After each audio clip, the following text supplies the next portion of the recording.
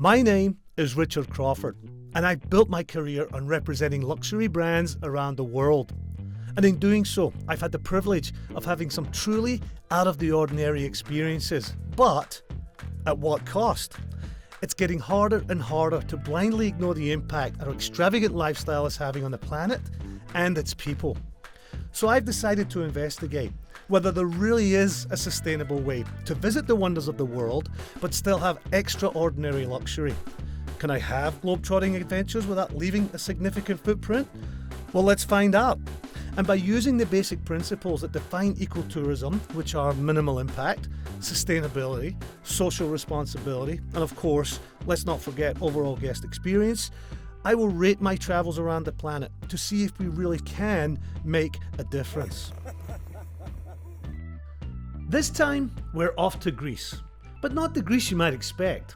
We're heading to the Pindus Mountains in northern Greece, home to the winner of the world's leading Eco Lodge Award 2 years in a row. Whilst there, I'll be rafting one of the most pristine rivers on the planet, meeting the locals who are making amazing Greek wine and feta cheese, having lunch precariously close to the rim of the deepest gorge in the world, and I even risk my life by following in the footsteps of the ancient monks, and all in the name of luxury ecotourism. I'll be fascinated to see how the Greeks protect this incredibly pristine and diverse ecosystem to ensure that the visitors leave no trace.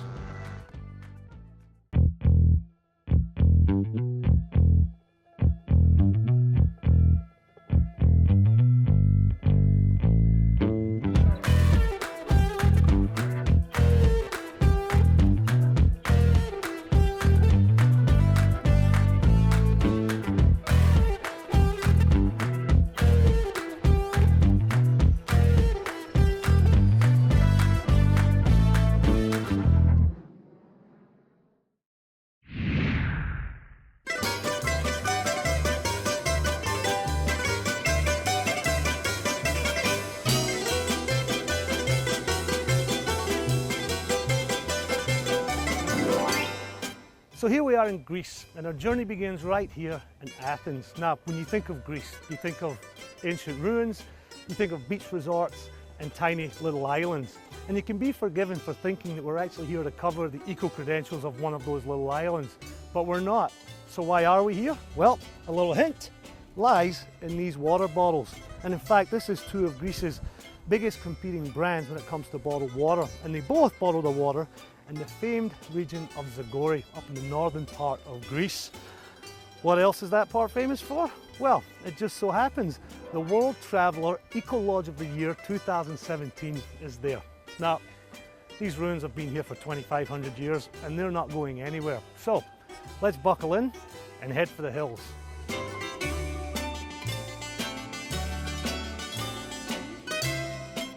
So we're actually heading about 5 hours north of Athens to the mountainous region of Greece called the Zagori region. In fact, it's so far north, it actually borders southern Albania. And we're going specifically to a little resort called the Aristi Mountain Resort that sits at the foot of the Bikos Gorge, which was the Guinness Book of Records deepest gorge in the world. Now this little resort is very interesting. It's won several awards over the years. It's won the World's Luxury Hotel Award, but it's also won the world's leading Eco Lodge Award. So it's a great example of how eco and luxury can actually go hand in hand. We're heading now into the mountainous region, and the roads are starting to get really windy and a little more difficult to navigate, but I have to say, pretty spectacular nonetheless.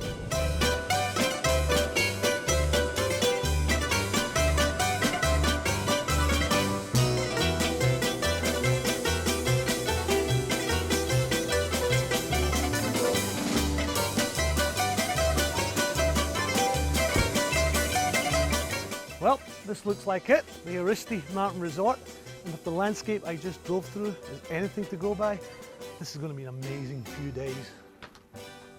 Hi, you must be Stella. Hello, Richard. Hey, I'm how Stella. are you? It's Very finally well. nice to put a face to a name. Hello, Richard. Hi. Thank you for having us up here. I Thank you really for coming. appreciate it. Now, the reason that we did come up here is because I did a little research and I found out that you guys had won a bunch of eco awards. Tell me about that. That is true. Thank you for mentioning this, Richard. Myself and my team, we're very proud of our awards. In 2015, we won Europe's leading hideaway, and for 2017, we are the world's leading eco lodge. And of course, we are a very proud member of National Geographic Unique Lodges. Wow, an abundance of awards. I'm obviously in the right place, right? You are in the perfect place, yes. This is your key. Thank you very much. I appreciate it. I'll go check in and I'll have a look around. Lovely. Thank you. Enjoy your stay. Thank you. The first thing I noticed as I walked around the property is its aesthetic. The lodge's stone and slate buildings sit on a lush mountain slope, and the views of the Pindus Mountains and the sweeping Vicas Gorge are just stunning.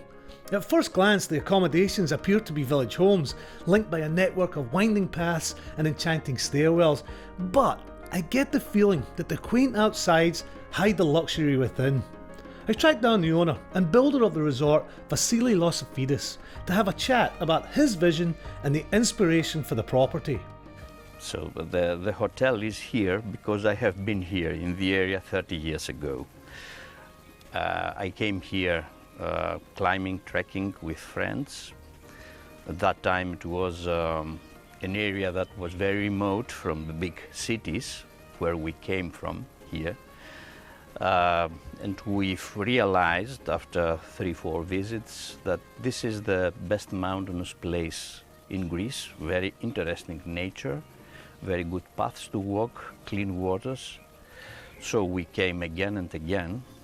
I thought it is a good idea to make a comfortable hotel for people that want to visit this area, because I was sure that it will come the day that many people will want to visit. Stone plates for the roofs and wood from the area. It was what was prescribed as local materials to construct buildings here. And you see the result that buildings fit very well to the nature, to the green, to the surrounding green. It's an expensive thing. Many workers had to work here for many months, but I think the result is worth the money you give for this. Hello and welcome to one of the 24 villas here at the Aristi Mountain Resort. Now, the first thing that really stands out about these villas are their architecture and the materials used.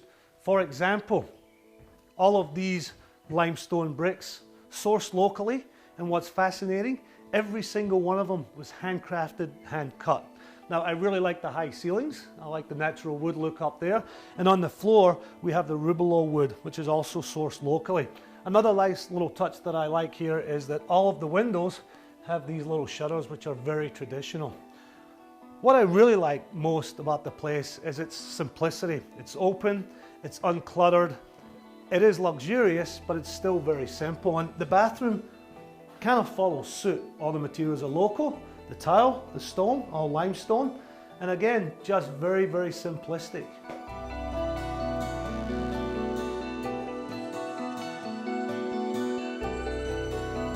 Speaking of architecture, the entire resort was built to match the buildings that are in the village, and that in itself is quite a feat because some of those buildings are hundreds of years old. Now, an interesting fact about some of those buildings down there is that the balconies are really, really small. For what reason? I have no idea, but it was important for the resort to match that. And then finally, these windows are shaped this way so that they're very efficient in keeping the heat. Now, I have more to show you, so take a walk with me and we'll go check it all out. You know, I'm just as impressed with the outside of these villas as I am with the inside. I mean, look at this. It's just like walking through a little village. And from what I hear, it's just what I can expect to see in the village of Aristi itself. Everybody knows the Greeks are famous for their food, and in these little villages and rural areas, the food tends to be really provincial. However, when they built the resort here, they also built a restaurant, Salvia, which is actually Greek for sage, and it's derived from the Latin to heal because of its medicinal purposes. So I'm really excited because I'm going to get to meet the head chef, Yanis, and see how he puts his modern twist on traditional Greek foods.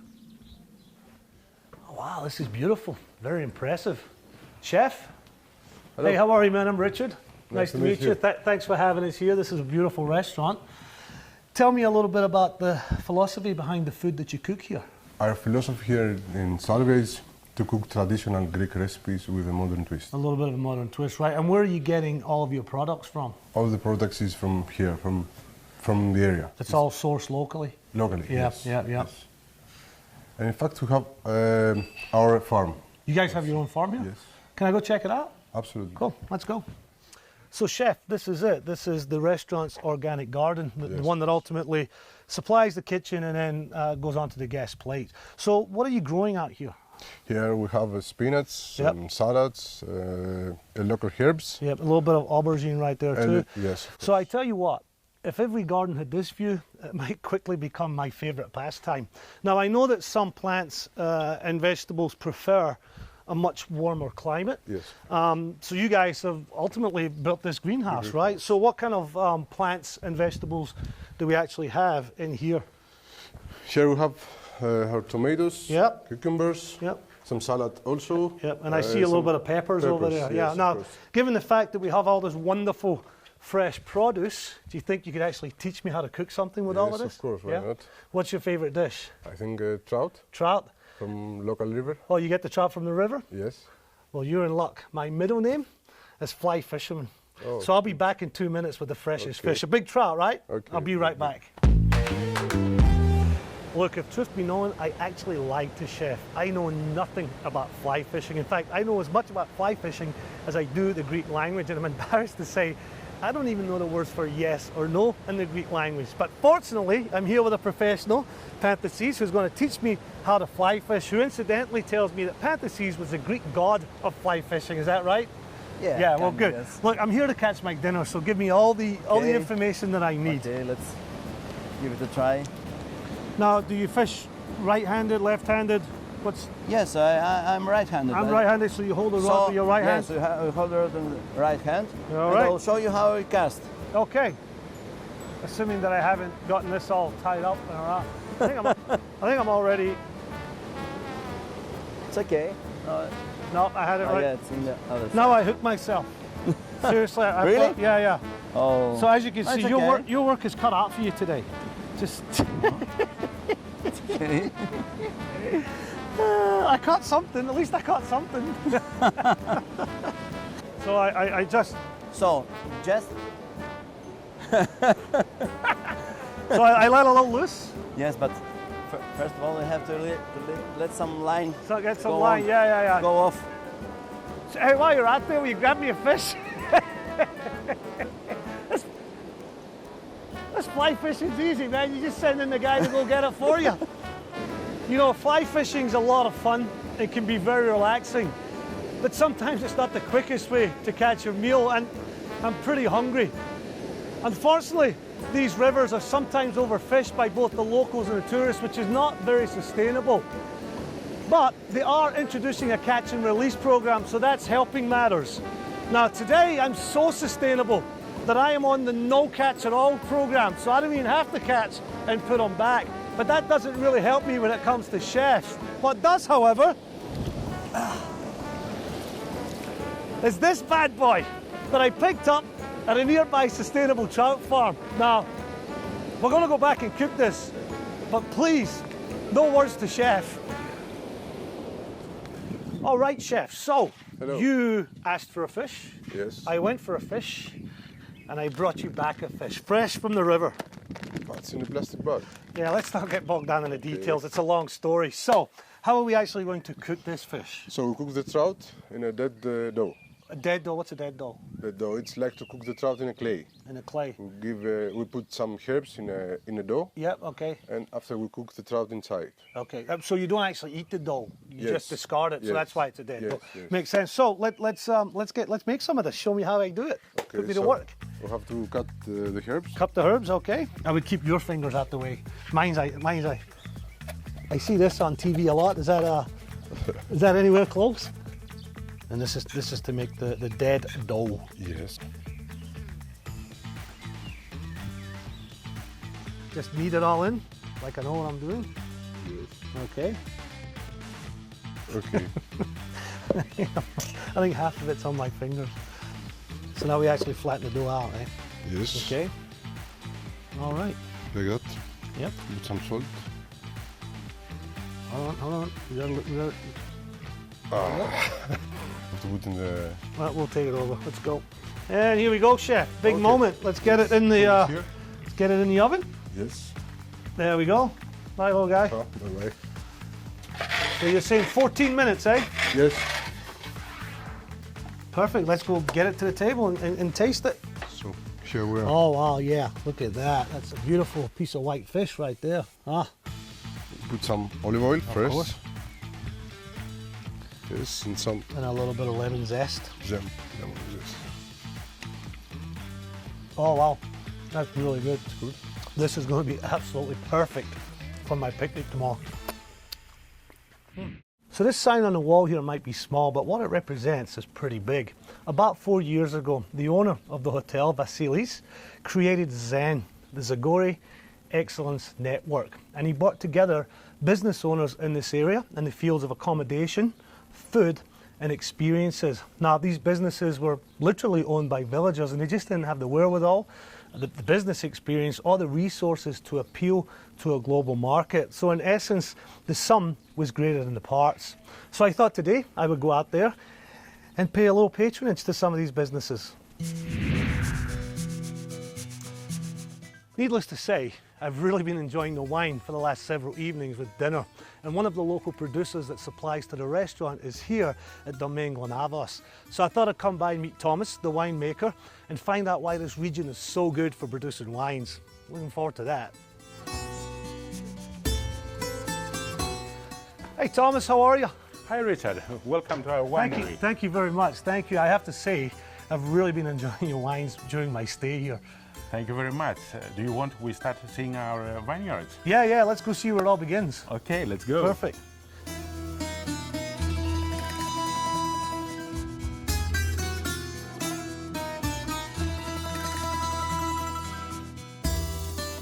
Thomas, this is a beautiful vineyard out here.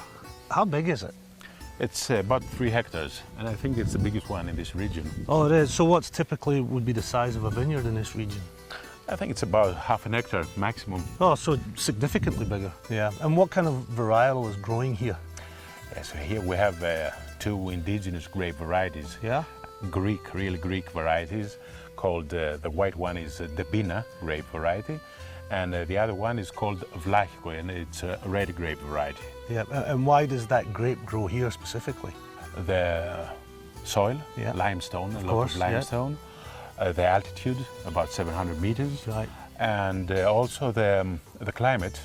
We have mild winters and cool summers, and they are very suitable to mature these grape varieties. Perfect, perfect. Well, you know, I really like being out here in the vineyard, but I'd much rather be in the cellar tasting it. Can we go taste? Yes, I'll be happy to do that. Let's go.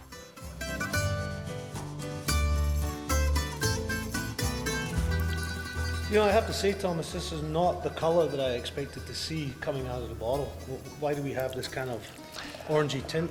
Yes, this is the typical color of this traditional vinification process we're having in the village of Zica. Yep. So it's a lot of skin contact, a lot of days with skin contact of the white grape variety, the Bina, that gives this odd color, orange color, and a little red color also from the small quantity of Vlachiko, the red grape variety. Yeah. So we have a semi-sparkling, semi-sweet wine, completely natural. Yeah, well, you know, I've looked at it, I see it, I've smelled it, now I'm ready to taste it. Okay, llamas. Llamas.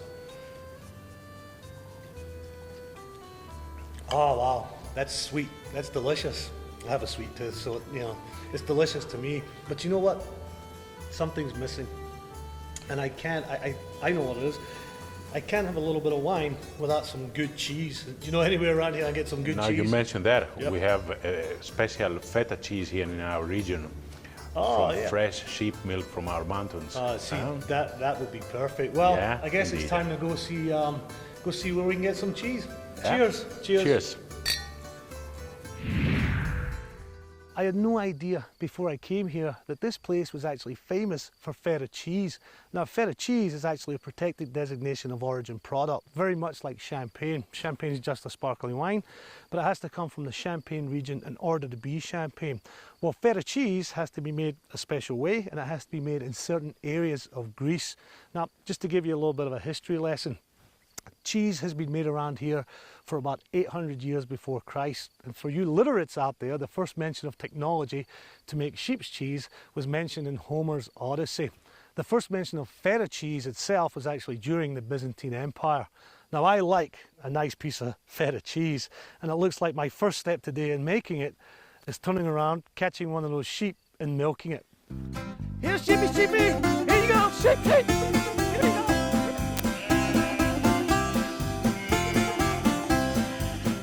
So I've come to this little tiny artisan cheese producer in a tiny little village, and it doesn't get any more authentic than that. These guys have been producing cheese since the early 1960s. Both the sheep and the goats are milked early in the morning and late at night, and it's all organic. There's no hormones used with the sheep, and there's no pesticide in the grass. Now, feta cheese is typically sheep's milk, but it can be up to 30% goat's milk mixed in with the sheep's milk. And basically all the milk is coming in here, collected, it's heated up, it's then cooled down, it's brined, and the final product comes out here as feta cheese. And look, this is as fresh as it gets. That's fresh feta. And of course, feta can be creamy and it can be solid. Smells really good. And after all of that freshly made cheese comes out of the vat, it's brought downstairs here to the cellar where it's matured for about a month. Now, I have been warned that it does put off quite the aroma in this room. I'm already kind of getting a whiff of it, but let me get a good step inside here. Oh. Oh, I can't stay here too long. Ah!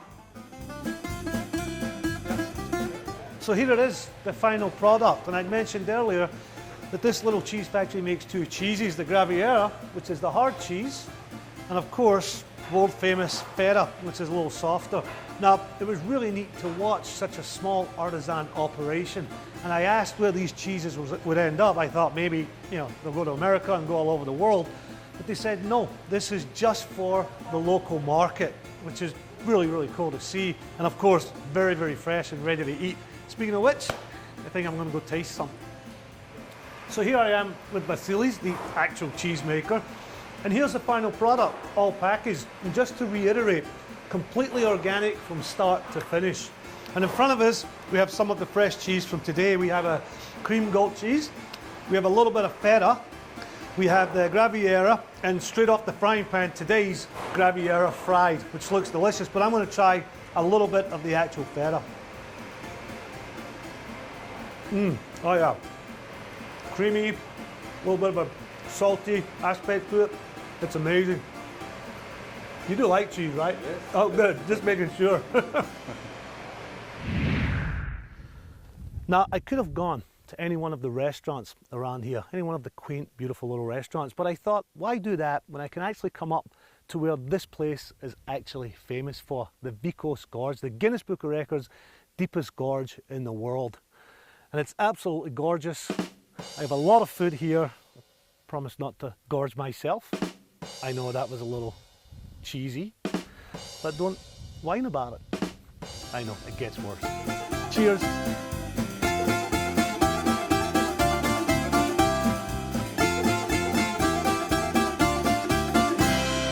We finally made it here. The Vikos Gorge in the Zagori region of Greece, designated the deepest gorge in the world by the Guinness Book of Records, and I'll get to that in just a minute. But first, let's talk about its formation. It's actually about 2 million years old, And it wasn't created by a fault, it was created by erosion, by that river right down there. Now that sounds like a lot of time, but in geological terms, that is about that much time that just happened recently. Now, if you look at the face, it gives you into a window into the history of the Earth for about 180 million years. Now, I said it was designated the deepest gorge in the world by the Guinness Book of Records, and that's because of its dimensions. At the most narrow part, it's about 1 kilometre wide and about 1 kilometre deep. And looking down there, you really get a sense of that. Now, it was first settled about 20,000 years ago by nomadic hunters, and we know that due to the artifacts that we've found in caves right next to the river. About 3,000 years ago, it was settled by the villagers, and most recently, it was designated a UNESCO Global Geopark. Now, today it's a very popular tourist destination with an abundance of outdoor activities. So let's go have a look at some of them. So our first stop is here. Now, I talked about the geological formations from the top of the gorge, but you were looking at them from afar. So I wanted to give you a closer look. And we're here in an area that the locals call the stone forest, evident by the fact that all of these rock formations actually look like tree trunks, and that's due to millions of years of erosion from wind and water. Now, over the centuries, these formations have actually played a big part in influencing the architecture in the villages, especially the roofs. So let's go in the village and have a look. One of the big attractions in this area are the little villages dotted throughout the mountains. There's 46 of them. And what's really fascinating is that they're all designed, the architecture and the style of the houses are all the same. And I find it amazing that they're all made from these limestone bricks that are all handcrafted. It's quite incredible. Now, you can see why the hotel, when they built it, they wanted to keep it the same so it kind of blended in with the village. And you'll also notice over here on the roof of this house, that tile slate-like element looks just like the stone forest that we saw.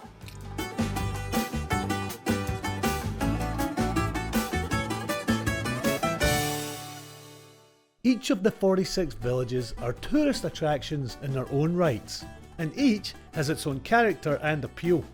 Some have little shops, others restaurants and cafes, and yet others are starting spots for the various treks and trails leading into the mountains.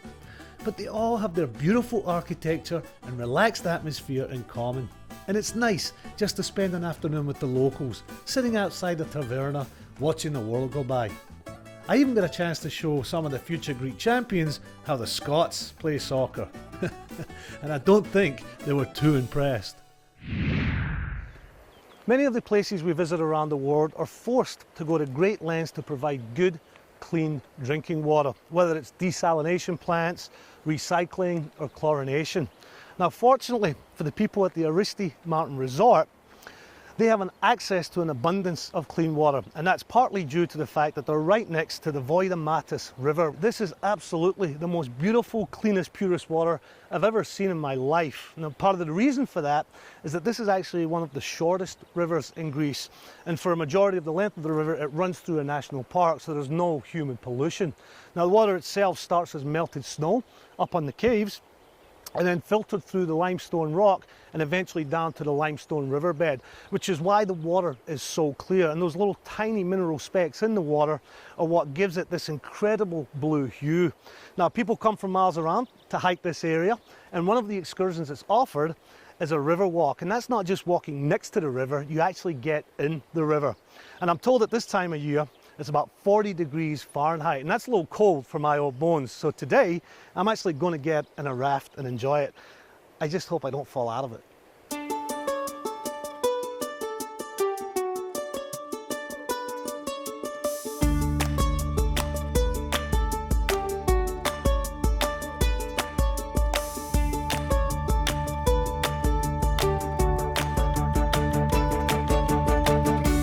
The name Voida-Matis means the eye of the ox, because oxen actually have clear blue eyes, just like the waters of this river. And it not only flows through one of the most beautiful natural locations in Europe, but it's spanned by a number of famously picturesque stone bridges. There's a layer of mist on this river which just gives it a really enchanting feel to it. I feel like I'm in a Disney movie, to be honest. This is amazing.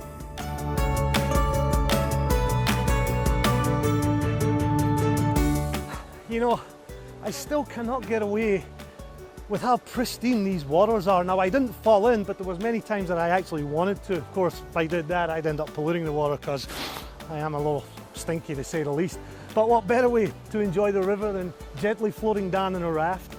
And it wasn't exhausting, but it was exhilarating. And now that I've had a chance to experience these beautiful waters, let's go back to the resort and see how they're protecting them. One of the more important recycling programs here is the wastewater management system.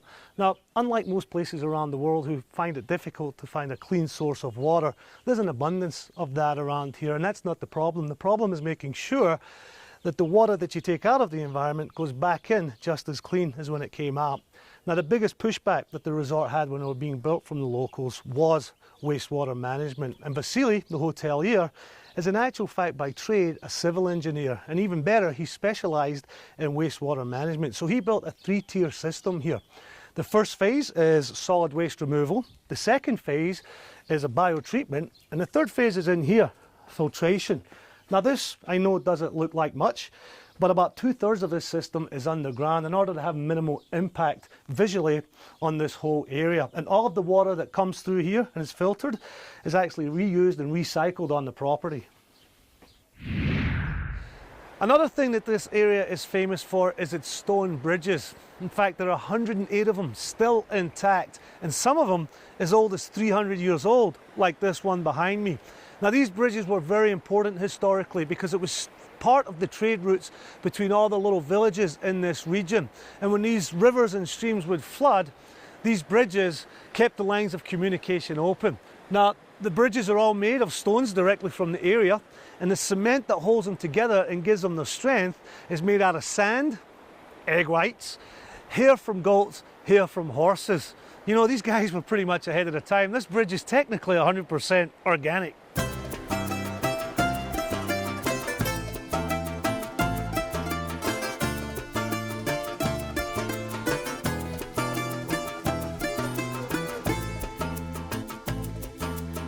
Well, I'm up bright and early this morning, so early in fact that the mountain mist still hasn't evaporated.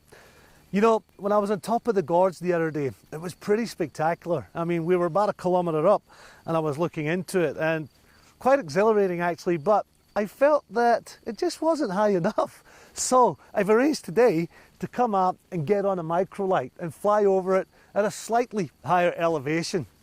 What can go wrong? Morning. How are you? Morning. Are you the pilot? Yes. Hey, I'm Richard. How are you? Hello, Richard. Good. This is our aircraft, right? This is our microlight. Is this all of it? No, it's not. No, it's not. There's still some pieces we need paragliding. Oh, okay. To connect here. So we need wings for sure. Well, that's good. Now, where's first class?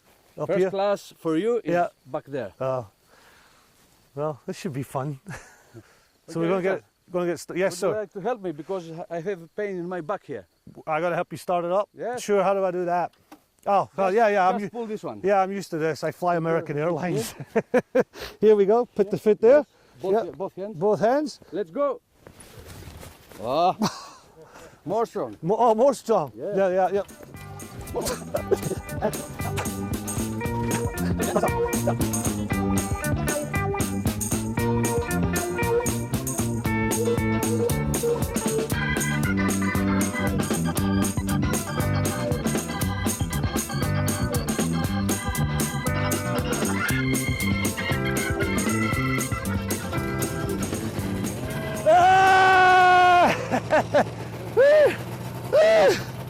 Hey! Hope I don't have to keep doing that for it to fly.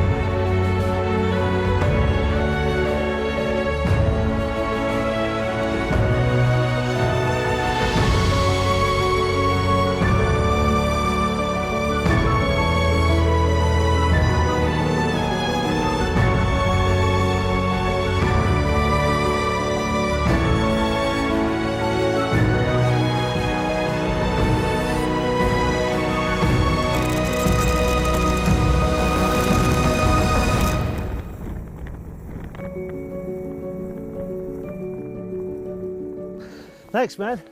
Okay. That was pretty amazing. I tell you what, whew, standing at the top of the gorge and looking down is pretty spectacular. But being up in this, that's just something to behold, man. That's amazing. Thank you so much. Appreciate it. Thank you. As we've seen, this whole area is absolutely beautiful, and the whole landscape is dotted with these quaint little villages that have quite a history to them. In fact, some of this region has been settled for over 2,000 years. Now, a really unique experience here at the lodge is that these guys have actually negotiated access to an ancient nearby monastery.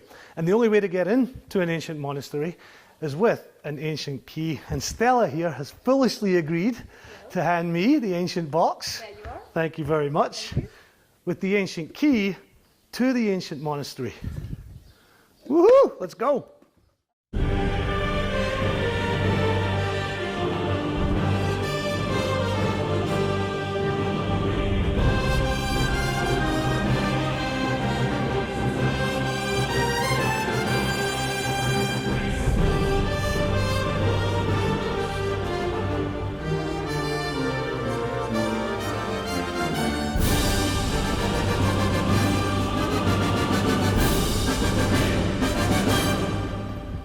Well, I didn't quite expect to have to go on a pilgrimage to get here, but here we are at the ancient door to the ancient monastery, to which I have the ancient key. I just hope it's the right one. I don't want to have to go through that whole pilgrimage again. Wow, it must have been a lot shorter back in the day, but here goes. This is rather exciting. Oh,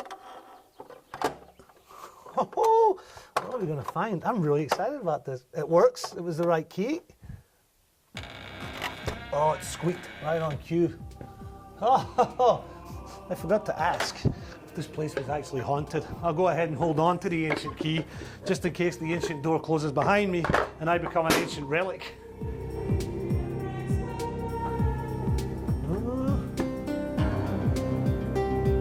It's a little nerve-wracking, to be honest. You don't know what's around the next corner. All the Virgin Mary churches in Greece are the Virgin Mary of the something. And this is the Virgin Mary of the cave because, well, the whole monastery is built on a cave. And you can see here, this is actually the limestone rock or inside of the cave. And of course, they've used their own bricks to build this. Now behind me is actually a much bigger cave. Yeah, I'm going to stand here and just look at it from afar. I don't quite have the courage yet to go in there, especially with these bats flying around. God, I'm such a wuss. Anyway, let's go explore a little more. So the monastery was built in 1665, mid to late 17th century. And for a time it was also used as a refuge for some of the locals here, basically hiding when the Ottoman Empire came through this region, doing all the raping and pillaging. And I think you'll be able to notice on the walls the original frescoes up here, and they're just as old as the monastery itself. And for me, what's really cool is normally when I see frescoes, they're being refurbished or you don't get this close to them, but this is a real thing. I mean, I'm in an old ancient monastery that people have very little access to. The mold is on the walls on these frescoes, so this is actually the real deal. Behind me you can see here what looks like a confessional. To be honest, I actually feel a little bit like Indiana Jones, who's discovered some kind of new relic or some kind of new secret place, secret monastery. But I'll be sure not to touch or take anything because that never ends well. Now on top of the very rock that the monastery is built in is the monastery bell tower. And what's a good monastery without a bell tower? Now this bell here, I can only assume now, is used for room service. And I could kill a gin and tonic right now. So let's see if it works. Let's see how long that takes. As we've just seen, a common theme throughout this part of the world are ancient religious buildings. Now this particular building used to be a nunnery. Now these buildings weren't just used as houses of worship. Very often they were a refuge for the villagers who came under attack from the Ottoman Empire, for example. Now this particular nunnery is very well hidden away from the village, and it's in fact the beginning of a very elaborate escape system. Now not only is it very elaborate, it's very, very dangerous. So let's go take a look. So apparently the trail is so dangerous that they won't let me up there on my own. So I have my guide, Apple. How are you, buddy? Good to see you, man. Are we ready to get on this dangerous trail? Of course. Yep. But you know, it's really dangerous. You have to be careful. I'm ready to go, man. I'm You ready. ready? Yeah, let's Okay, go. let's do Lead it. the way. What does this sign mean? It's a sign that it says how dangerous it is. It's written in Greek. Yep. That means rock falls. Oh, wow. So it basically says, death to all who pass here. If you are not-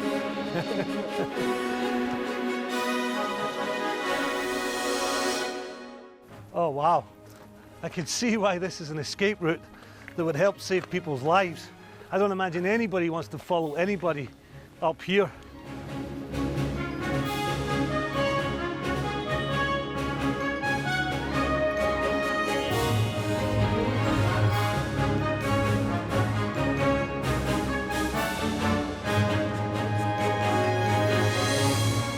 So, can you see this doorway over there? Yep, I see it. That's where they went? That's where they went, and that's where we're going now. Oh, we're going up there? Yeah, exactly. You sure it's safe? No, it's not safe. That's why the government blocked the entrance. So- But we've got special access, okay. Let's... Don't look down. No, Be no, careful. no, I won't.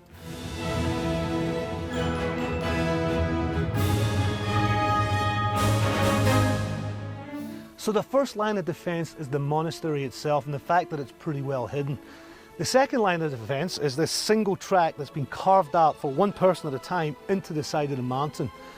The third line of defense is the fact that they built these little wooden ramparts halfway up here that they could pull off once they had passed a little bit of a gap.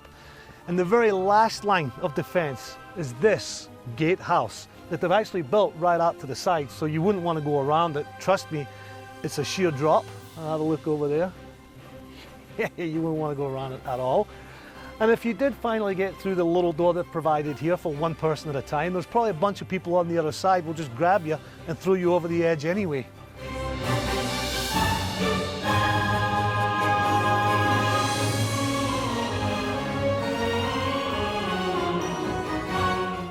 Once you get actually beyond the gate, there are many caves to give you protection and hide in. Now, interestingly, some of them are exposed to the gate, which meant that the Ottomans could actually fire bullets up there. But the Greeks, being full of ingenuity, actually built walls in front of the caves that were exposed to protect themselves from the bullets. And you know, ultimately, it must have worked by coming up here because it saved hundreds of lives. What a fascinating and unexpectedly surprising trip this turned out to be. Environmentally, it's obvious how important it is to protect the Pristine River and its surroundings. And the team at Aristi have worked hard to ensure that the resort blends in with the surroundings and that it has as little impact as possible. From a social responsibility viewpoint, the creation of the Zen has had a great impact on local businesses and villages, ensuring that both the environment and the economy are looked after now and into the future. Thankfully, Zagori's distance from Athens and the highly trafficked Greek Isles allows it to fly under the radar of mainstream tourism, making the region one of the country's best kept secrets, and Aristi a real hidden treasure. So where does the Zagori region sit on a Leave No Trace eco scorecard? Taking into account all the factors, I award it an A-.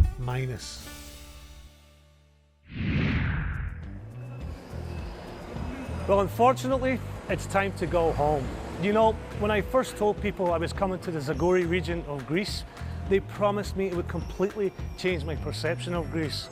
And boy, it did. Before I got here, I thought it was all just coastal areas, ruins and islands. But as we've just seen, the Zagori region is beautiful mountains.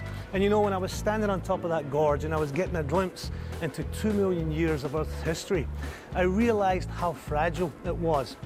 I also realized what a shame something that took that long to create is so easily destroyed by humans. So please, when you travel to places like this, just be sensible, be respectful, and of course, leave no trace. I'm Richard Crawford.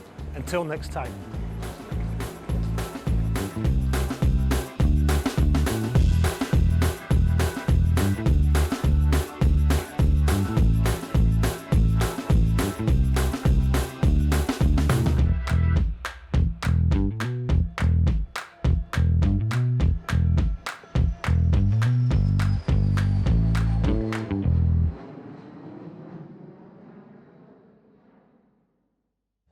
So, just to be clear, they're actually having war games here in Greece right now. And there's absolutely nothing we can do about it. We're going to talk about the grapes anyway. But if we've got Apache helicopters flying overhead and cannons blasting in the background, just ignore it. That's usual.